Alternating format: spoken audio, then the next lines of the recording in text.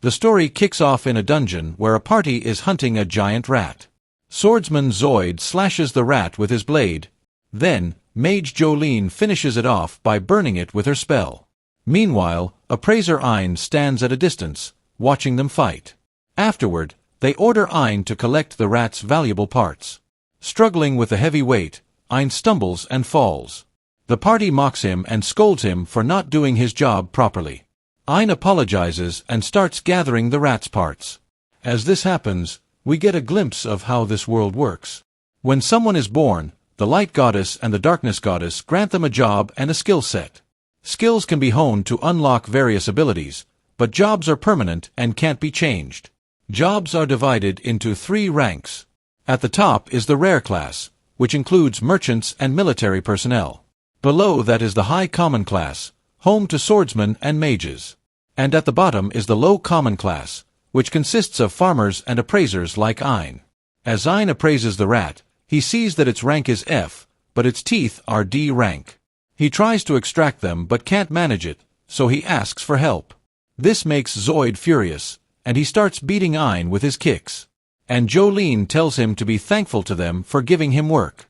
Ein apologizes to them again and gets back to his task, which involves sticking his hand into the rat's mouth. Zoid and Jolene mock him, comparing him to a trash collector.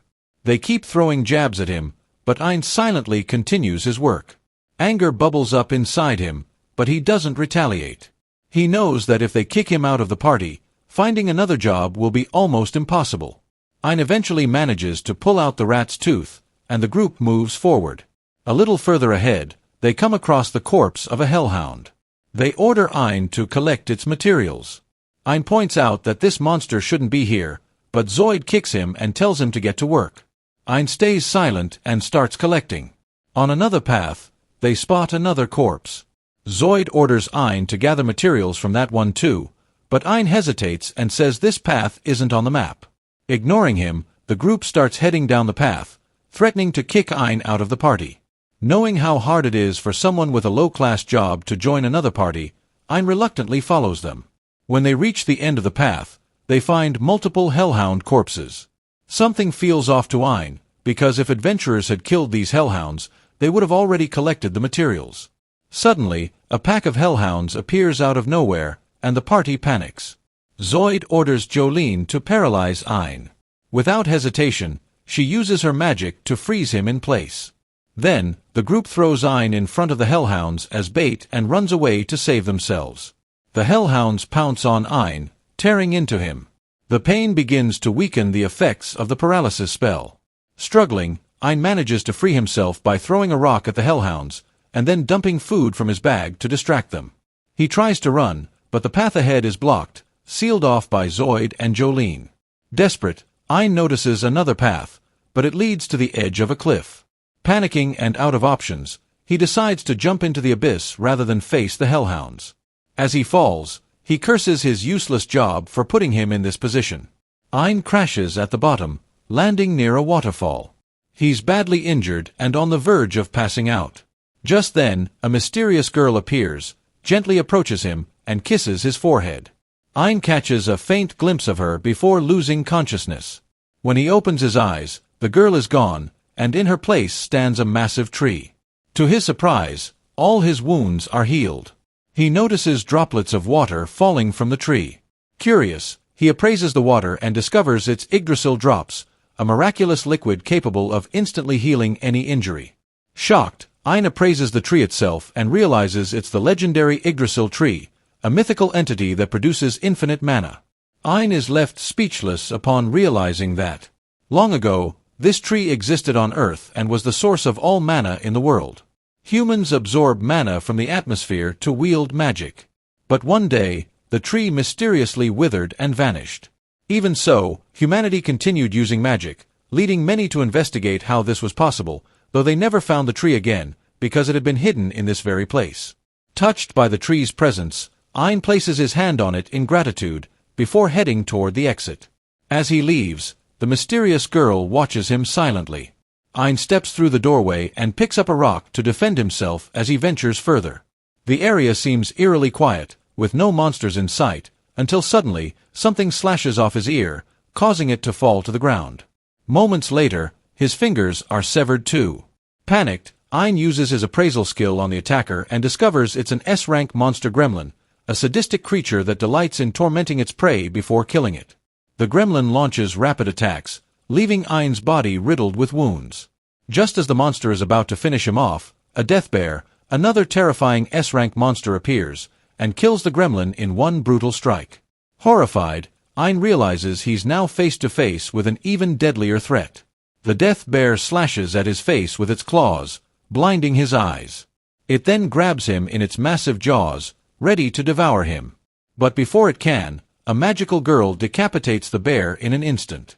When Ein opens his eyes again, he finds himself back at the base of the Yggdrasil tree, all his injuries miraculously healed. The same beautiful girl is sitting nearby, waiting for him with a cup of tea. Ein keeps staring at Yuri when his mom, Ursula, shows up out of nowhere and forces him to drink some tea. After finishing the tea, Ein compliments Yuri's beauty, but Ursula warns him to stay away from her. Confused, Ein asks Ursula why she saved his life. She explains it was because Yuri asked her to. Ein thanks Yuri, which makes her super happy, but then Ursula gets mad at Ein for even mentioning her daughter's name. That's when Ein is shocked to find out that Ursula is actually his mom. She reveals that she's the guardian of Yggdrasil. When Ein asks what that even means, Ursula explains there are 9 Yggdrasil trees in this world, each with a protector to shield them from danger. She's been there ever since Yuri took root there. Ein, still piecing things together, asks if Yuri isn't human. Ursula drops the truth bomb. Yuri is actually the spirit of the Yggdrasil tree. This gets Ein thinking, how did his eyes and all his injuries heal so fast? Ursula explains that drops from the Yggdrasil tree healed his wounds, but for his eye, she had to create a new one from a piece of the tree itself. Apparently, Yuri begged her to do it. Ein, curious and kind of overwhelmed, asks Yuri why she went that far for him.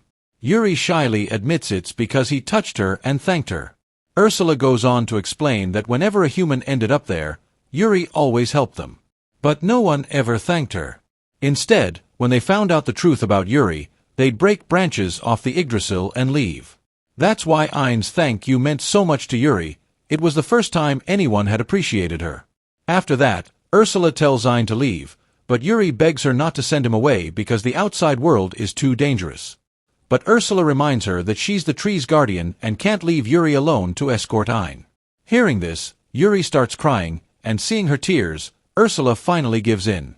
She decides to train Ein so he can one day leave the dungeon on his own. Ein is so overwhelmed with gratitude that tears roll down his face, and he hugs them both.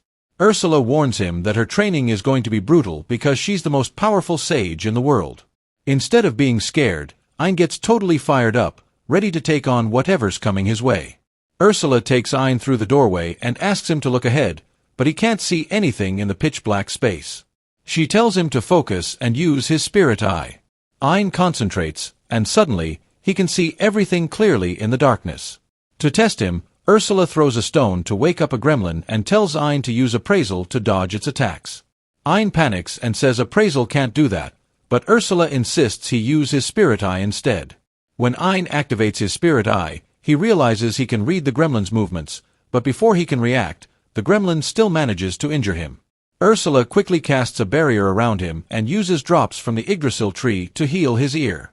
She reassures him that she'll keep healing him throughout his training. Once he's ready, Ursula removes the barrier, and Ein uses appraisal again.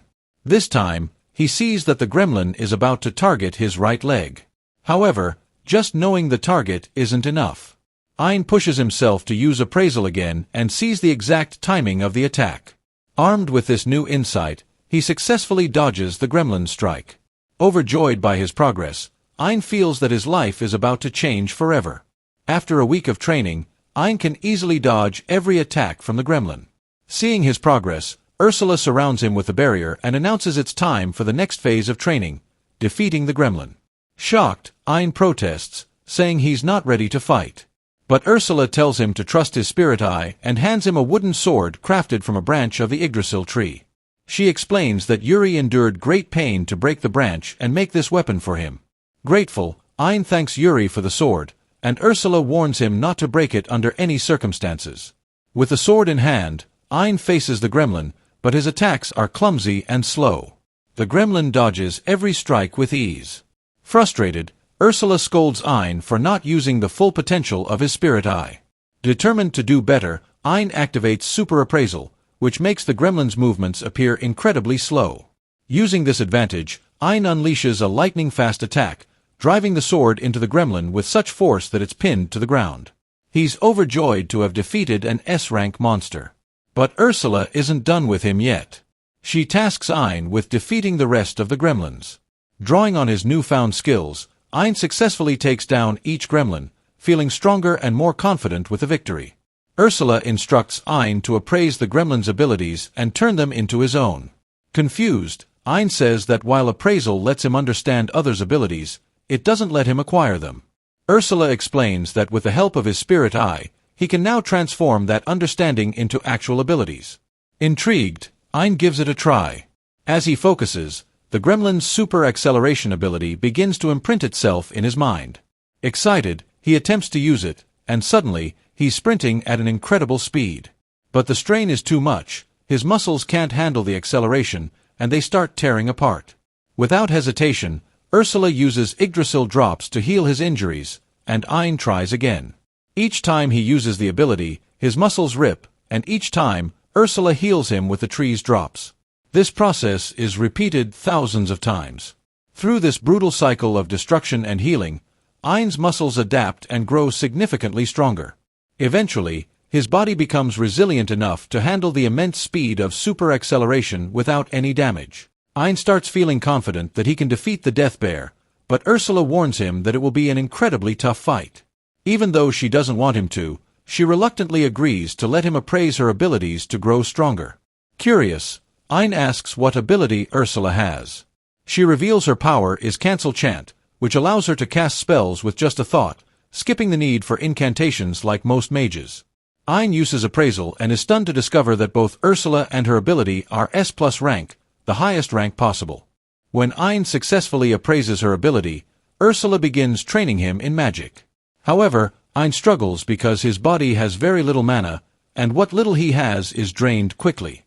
Seeing this, Yuri replenishes his mana with drops from the Yggdrasil tree. Each time this happens, Ein's body becomes more efficient at absorbing mana, gradually increasing his capacity. After a month and a half of intense training, Ein masters the use of thousands of fireballs and several mid-level spells. His relentless practice has also made his body significantly stronger, and with his spirit eye ability, he's become a formidable fighter. Seeing his progress, Ursula decides he's finally ready to face the Death Bear. She takes Ein to the lair of the beast. Nervous, he hesitates, but Ursula, ever the tough mentor, kicks him straight into the arena to confront the bear. Ein starts the fight by hurling fireballs, but none of them land. Thinking quickly, Ein uses his spirit eye and zips behind the bear, slashing at it with razor-sharp winds, managing to wound it slightly. Enraged, the death bear roars and leaps at Ein. But Ein counters with a relentless barrage of fireballs, bombarding the creature until it collapses in defeat. As the smoke clears, Ein stands there, stunned. He can't believe he just defeated S-rank Death Bear so effortlessly. But that's where this video ends. Make sure you like and subscribe the channel, and I hope to see you in the next one.